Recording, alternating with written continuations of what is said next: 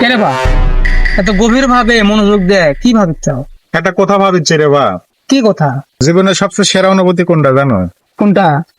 যখন তোমাকে কেউ জিজ্ঞেস করবে যে তুমি কার ছেলে, যখন তো সে বলবে তোমার বাবা অনেক ভালো ছিল, এর মতো সেরা অনুভূতি আর কিছুই হতে পারে না।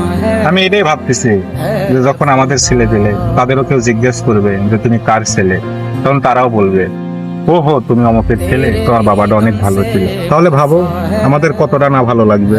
अच्छा তাহলে ভাবো এখন আমাদের কি করা লাগবে। আরে বা, আমাদের সব খারাপ কাজ বাদ দিতে হবে। এখন থেকে আমাদের ভালো হতে হবে। আরে বা ভালো যখন তখনই হয়ে যাচ্ছে, আগে বিয়ে করতে হবে।